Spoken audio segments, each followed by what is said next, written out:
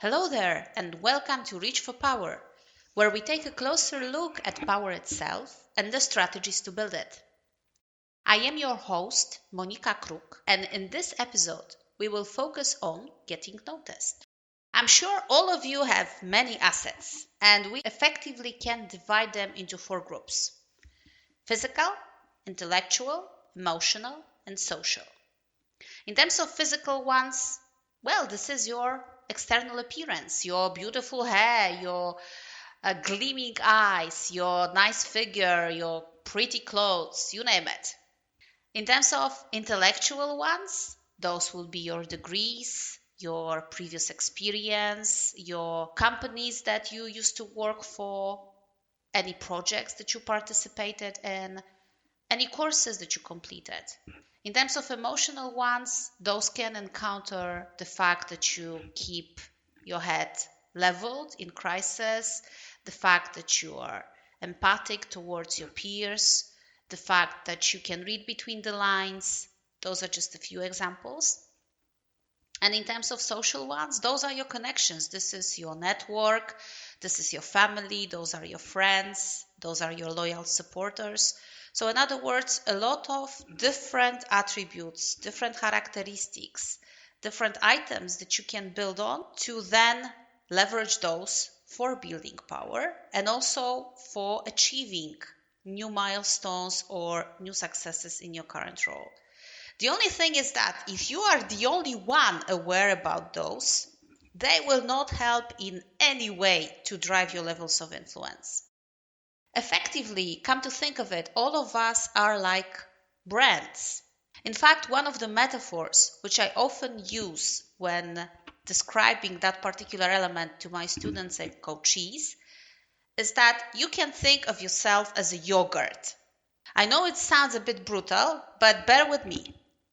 Imagine yourself standing in front of the dairy shelf in your local supermarket and you see dozens of different variants. You have flavored yogurts, plain yogurts, fat-free yogurts, full-fat yogurts, big sizes, small sizes, super expensive, least expensive, etc.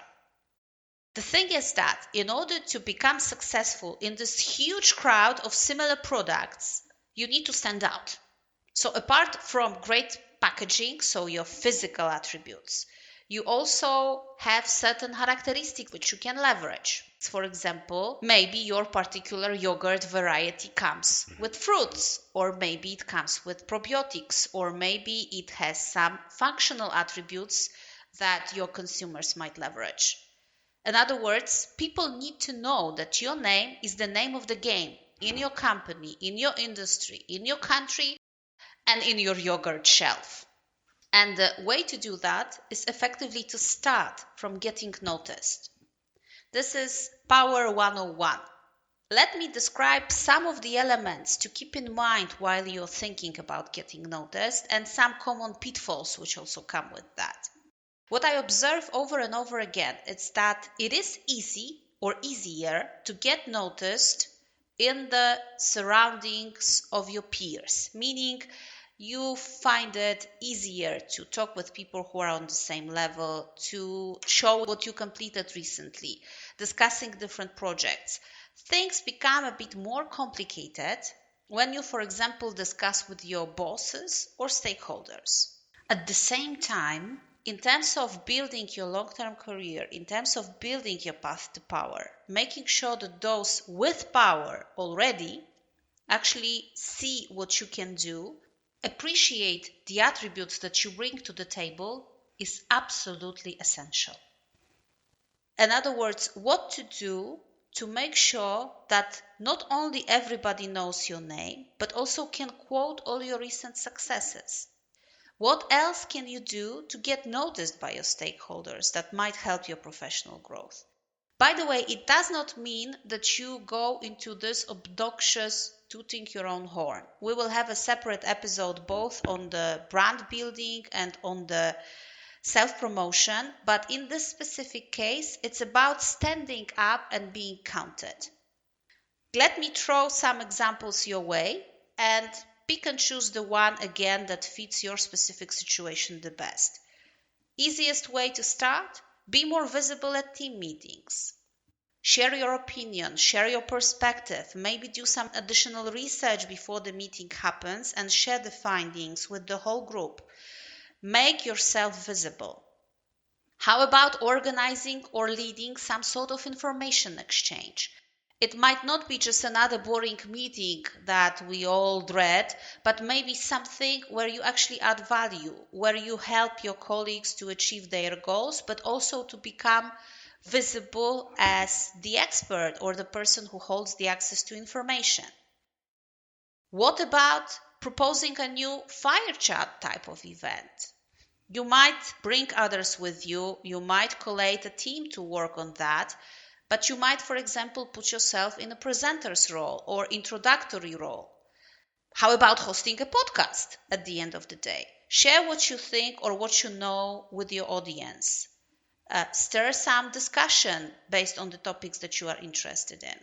So there are multiple choices or multiple options that I'm throwing your way that you might potentially consider. There is one more element to keep in mind. Do not make it flash in the pan, meaning I did that once and I consider myself done. Guess what? This is a full-time job. I mean, in order to stay current, in order to stay valid, in order to be noticed, you have to make sure that you're standing up over and over again. So in other words, think of the ways how to use certain deliverables or content that you produced in a recurring basis so that you do not have to work as hard, but you can deliver, let's say, the visibility that we mentioned at the very beginning. Let's keep in mind that additionally, you can be physically present just in one place at a time. I mean, hello to all Avengers out there who can relocate, but the rest of us need to deal with the fact that one place and one time for us all. Think how you can leverage mass channels like social media to stand up and be counted. Maybe host a webinar or online event, engage in social media discussion. That will help you to reach many people at the same time with just singular effort. However, the name of the game yet again is to make it something habitual. In other words, it does not mean that suddenly you will carve out a full day to record a podcast episode. But for example, how about making sure that you share short glimpses of your research insights or short glimpses of an interesting project without, of course, any confidentiality breaches, something which will demonstrate your skills and your competencies to the people in your company or in your network in social media. And it does not have to be either long or very elaborate. Sometimes a short, well-timed snippet will demonstrate your pantry, so to speak, quite effectively. And through the fact that you reach with your talents, with your attributes, with your characteristics that we discussed to different people, allows you also to leverage them more effectively for building your professional position. But this is also the starting point for many other power building strategies. It becomes extremely difficult to, for example, build your personal brand, which is one of the absolute pillars of building power, if people do not know who you are, if you are blending with the woodwork, so to speak. Now, to all introverts out there, to all of those of my listeners who think, okay, this is not for me. I'm not the person to stand up and be counted in the big crowd. I'm not for public speaking or for big events. Fair enough. In this specific situation, carve the strategy to match your specific circumstances, as I already mentioned. Make the crowd small one. Make it just your team meeting, just a few people with whom you work on a regular basis.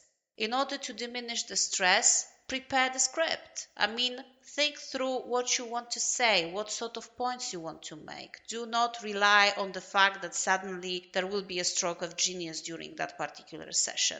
But it also helps you to, first of all, leave your shell just for a little bit, but also to demonstrate your talents.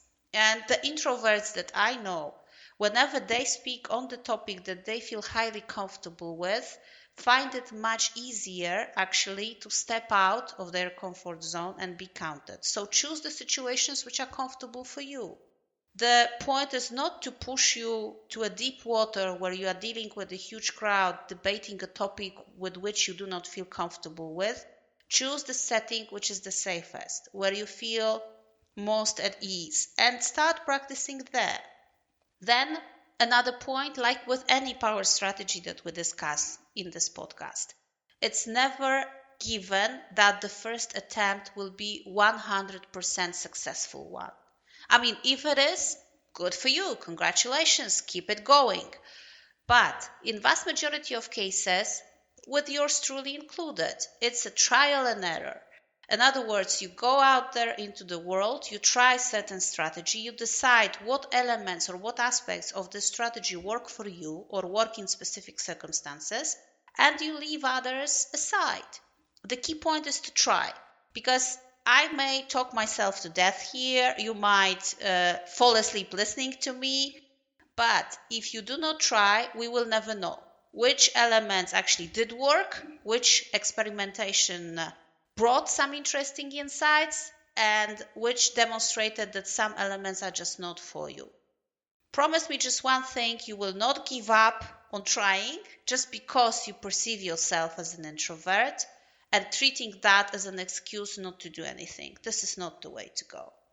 So, my coaching challenge for you this week is to choose one situation and by all means make it the most comfortable one for you to stand up and be counted. Think about meetings, all the examples that I've proposed. It does not have to be anything major. And report back. What were your findings? What the insights you managed to gather? How did it work? Have you enjoyed it? What would you have changed now after this particular experimentation?